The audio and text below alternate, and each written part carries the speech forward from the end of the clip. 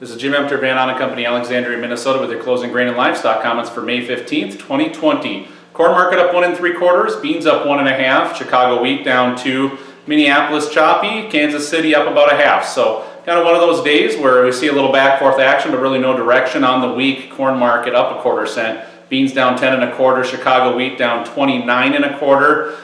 Kansas City down 51 3/4. So really kind of a market here that's stuck in a bit of a rut. Can't really get going, not breaking down, and that just seems to be the story around corn right now. So hopefully we gain a little better traction or direction next week, and seasonally it's a time frame where hopefully we see those bulls start to show up here a little bit. If we can get some weather trends, COVID-19 development, where we get back on pace, get ethanol back on track, or get some surprise demand out of China. That's what we're looking for.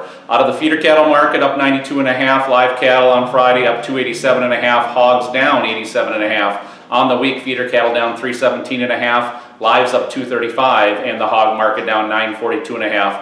That's on the weekly. If you actually look at the lead contract for hogs, we were down about 386 1/2 or 382 1/2 in that range there, but obviously the weekly going to show that. Hog index, $68. Midweek, we begin to see cutouts decline here to some degree. Slaughter pace picks up slightly, but really next week is going to be dependent on how quickly we can get slaughter picked up here. We've got a backlog of hogs and cattle for that matter, and that's why we've stalled out here a bit, even though we've got good positive technical development to get higher here. We've got to have that follow-through story, or we've got to see those buyers begin to show up, and we'll see how that evolves next week. When you look to the cattle, 110 to 116 live, basically 160 to 190 dressed, so some very big ranges there, pending if you can find slaughter capacity or the ability to get it to a location. Box beef faded here this week, and that's what I think brought a little pressure to the market as well, showing a slight uptick in slaughter pace. But still, it's dependent on can we get back to an 80, 90, or 100% capacity. 100% going to be tough for both these cattle and hog markets.